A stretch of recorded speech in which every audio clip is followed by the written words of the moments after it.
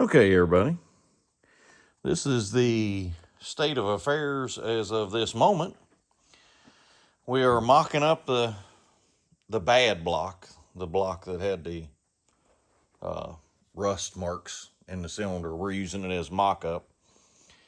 And I got the motor mount set in the middle position, and I have plenty of clearance up front,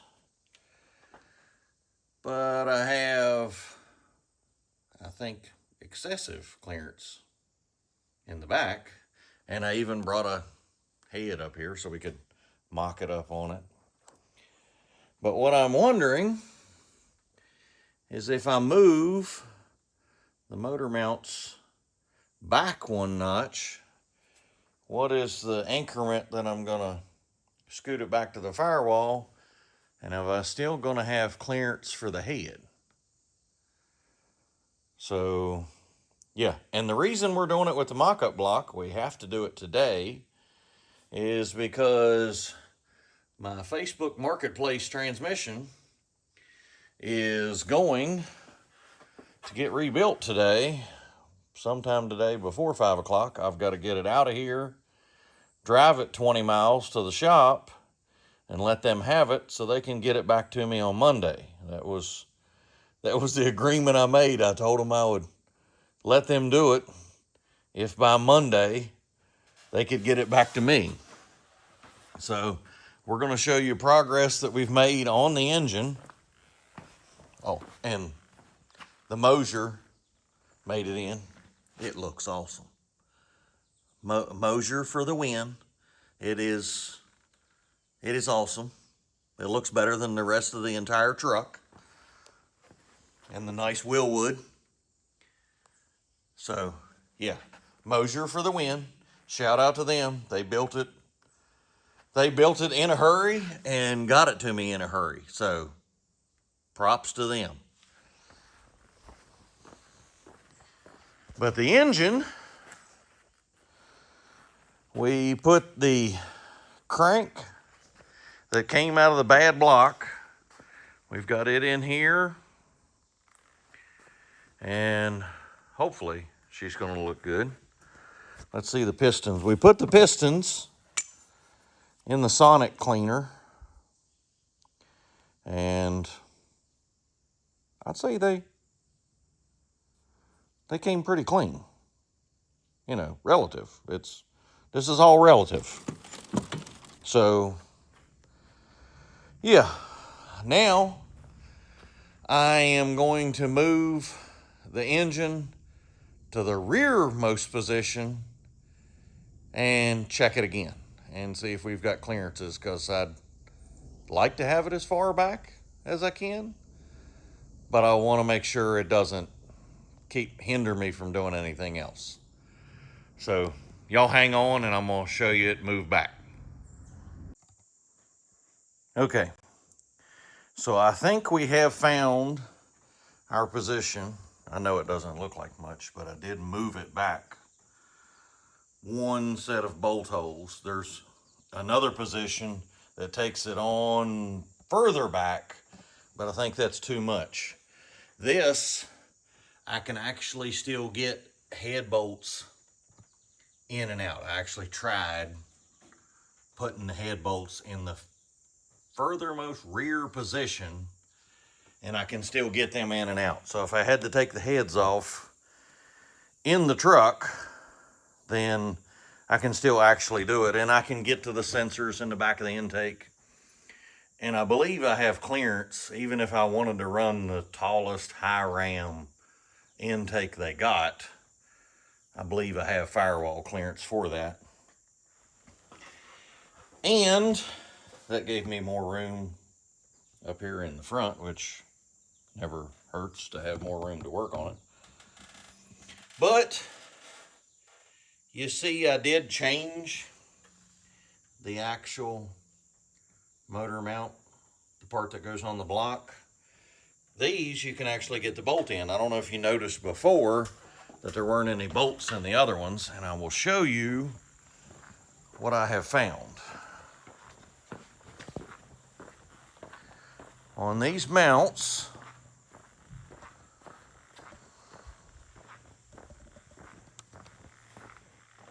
there is an actual difference. Now, you'll see this one's cut. I'll explain that in a second. But if you look through the mounts, let's see, get it lined up here. Those two are the same height, right? How about we take that one and look through? Yeah, not the same height. And this mount, let me dump the bolts out. Here's the important part number you want. 334601.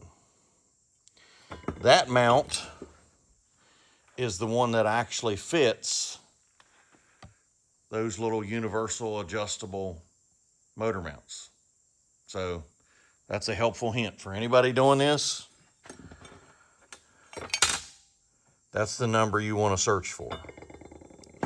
And if my little searching was correct, it is late 70s, early 80s GM truck. Now, back to why the bottom of this one is cut off. Let's go over here to the good block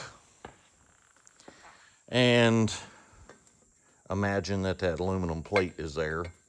When you bolt this up, you actually, if the motor mount was there, it would actually hit that. So you're bolting it up and it's actually bolting in just like that. So yeah, you gotta notch out for this guy right here. But unfortunately, I figured out that it was the wrong one, so I cut 2 sets. Yeah. But I'm gonna raise the truck up before I take the transmission out. Like I said, today, transmission's got to go to the shop so it can make it back to me on Monday. And, well, let's all hope that that's done by Monday. And we put motor and tranny in the truck, and Monday will give us 2 weeks. Monday is, exactly 2 weeks from when I'm supposed to be making a pass at Maryland. So it's less because I got to make it the tech day on day 0. So, and we got to have travel. So yeah, Monday will be 12 days away. Yeah. Okay. So let me raise it up and we're going to get a quick look underneath. Y'all hang on. Okay. Like I said earlier, we got the Moser in and I am completely happy with it. It is awesome. And they send you, of course, a little hardware kit for your U-joint, and it is a 1350 U-joint, and I did opt to have the fill cap and drain cap in the bottom, and of course it's got the little vent over here that's taped off. But we move forward, and we have our mount from Dirty Dingo, trans mount, and it's all loose. It's nothing's tight.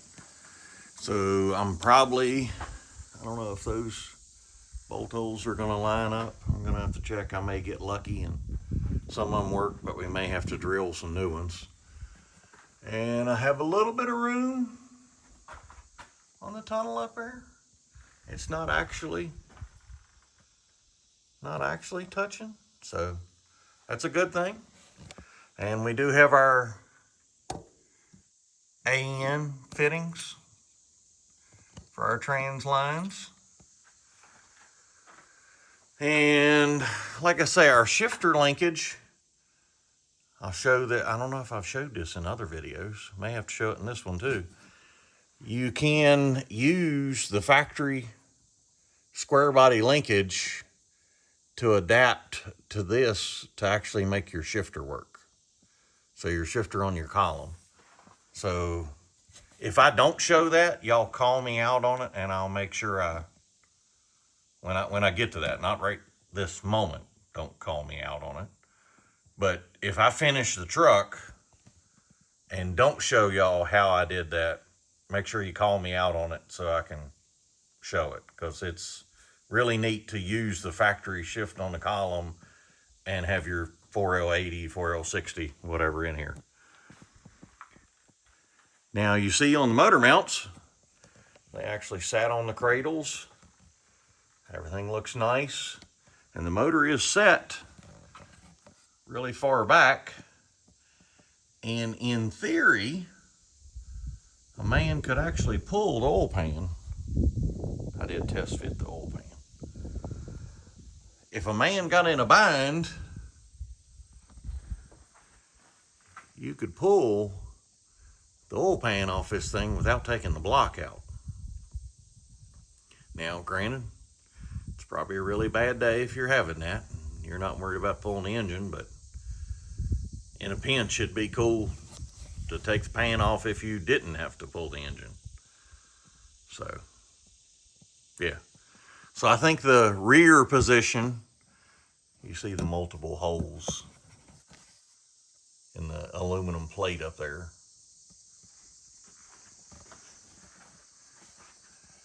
And let's see if it'll show, yeah.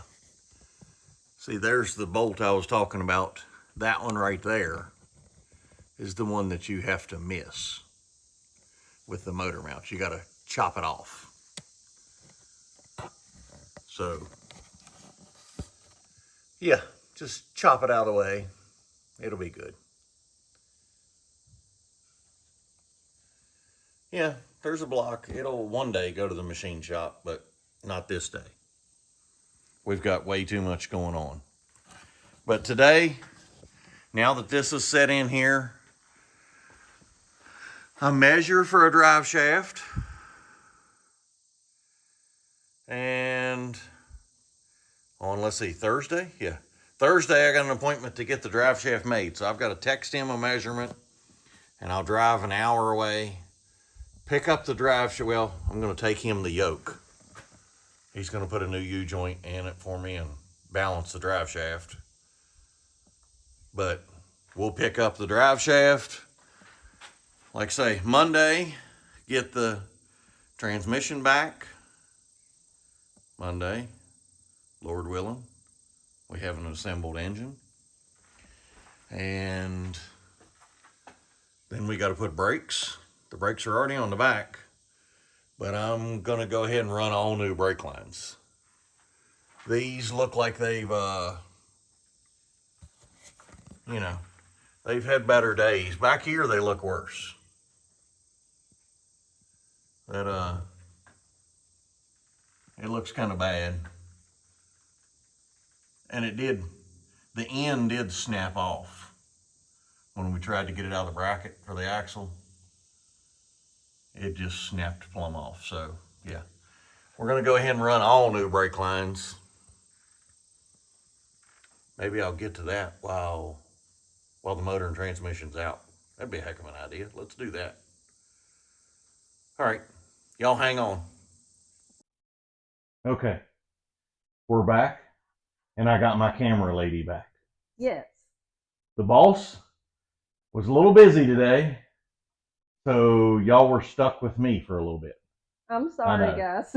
I hear the boos now, but the boss lady's back, so we'll catch y'all up on what I've done. Well, we got the wiring harness out of the engine bay, and it looks like a certified rat's nest. It's rough. So we're gonna, go through that. Oof. And we got the master cylinder out, which it was manual brakes. Manual brake truck, oddly enough. But now it's going to be power brakes. We're going to convert that. And I put the new shocks on. I checked the ball joints, tie rods, greased all those.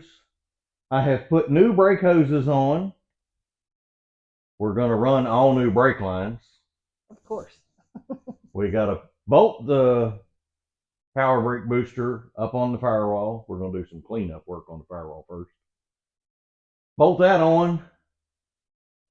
And then, hopefully, hopefully by then, the transmission's back and the motor's done. Did you already tell them we dropped off the transmission?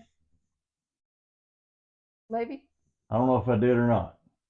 Anyway, we took the transmission, dropped it off, and hopefully the deal was it's ready by Monday. Yeah, we just wanted to cover ourselves. Just in case, because that was the one thing that had us both a little worried. There's a whole lot of unknowns. Right. But that was the unknown in the middle. Yeah. So, but if you come over here. Okay. Earlier I showed them a motor mount I'd cut out. And I don't know if I explained it real good. So here's a much better explanation. And it shows how far forward these motor mounts sit in relation to where the factory ones bolt up. Gotcha. So, because you have to do the cutout because it hits, right? Yes, it hits that little boss on the block right there. Gotcha. So yeah, it has to be hacked. Oh, whack 'em. Yeah. Give it a little haircut. Yeah. No worries. And if you come in here, it actually looks massively cleaner. Here, you can have the step ladder close up. Okay. Oh, it does. And show them, the firewall we cleaned up, got rid of some wires, cleaned some stuff up. So nice. A lot better. It's not spick and span. No, but I'm going to do some magic. Well, as soon as I finish tearing off parts, we can start putting them back on. Right. So we're getting closer. We're making progress. Yeah, we are making progress. But we got brakes going on all the way around. Of course, the Moser showed up with the brakes already on it. Yes. Shout out to Moser. But we're going to have to run our brake hose down from the back. We're going to change the location where the factory one was and make it a little more convenient to run the brake lines. Gotcha. And then we've got to still put the fuel pump in the tank. Right. Holly, it showed up. Thank you, Holly. Yeah. Yeah. And all these guys are killing it, getting the stuff to us. Yes. And we got our Amsoil today. Our Amsoil shipment showed up. This is what Moser recommended for the rear end. And I figure if I want the warranty to apply, I better put in what they recommend. What they recommend, for sure. So. And that was the best. That was a big selling part for the Moser for us, was the warranty. Was a warranty, yes. If you're going to beat on it and they give it a warranty. Yeah, for sure. So yeah, we were very happy with the warranty coverage. Yeah. And we have to show them what we did today. Okay. Or what you did today? Yeah, well, sorry. I'm used to saying we, you know that. Oh, yeah. We actually got them mounted. Yes. Thank you, Homer. Yes, thanks, Homer. We appreciate that very much. So we're taking things off the list. Yes, it's getting there, slowly. But we have 17 days. 17 days. Monday, when we get the transmission back, it will be 14 days. I think if I knock out brake lines, shocks, suspension, all the wheel bearings, steering, get all that done while the transmission's not here and we don't have a motor sitting in it, I think my best time's best used getting all the extraneous things done. For sure. And I did look at the wiring harness in the cab, and I'm scared. But I'm going to wait till I get it off the lift and I can open the door fully. But the wiring harness under the cab looks much scarier than the one I took out of the engine bay. So the rat's nest. drag week rules say it's got to have working lights and a horn. Right. It doesn't say it has to work off the factory harness. So if I've got to hodgepodge some lights together and put a horn on a little momentary button, it's what we're doing. Right. For now, until we. Yeah, for now. But on a 17-day crunch, we may not. Yes. We may not fix every wire in Gremlin. No. But we already have more plans to have more fun with this truck after Drag Week. We are taking it on a GM tailgate tour. Yes. After Drag Week. Right, which that actually happens next year in March. So we've got time to fix some stuff. Yeah. Do a little bit of this and that. Yeah. And a shout out to the GM Tailgate Tour. If you're not familiar with the GM Tailgate Tour, check it out because it is a good time. Pay no attention to this. I saw that earlier. I haven't fully investigated this, and I don't know if I want to. No. Yeah. So, y'all comment below what you think on my progress. Think whether I'm going to make it, whether we're not. Yeah.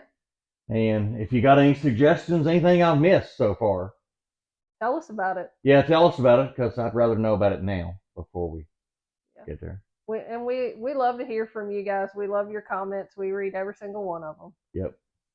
So thanks again for going on this journey with us. Yeah. We're still smiling. Oh, we're still having fun. Yes. Time's getting shorter, but we're still having fun. That's right. So, please like and subscribe if you already haven't. Yes. And how we end every one of our videos. Thank you, Lord. Thank you for today.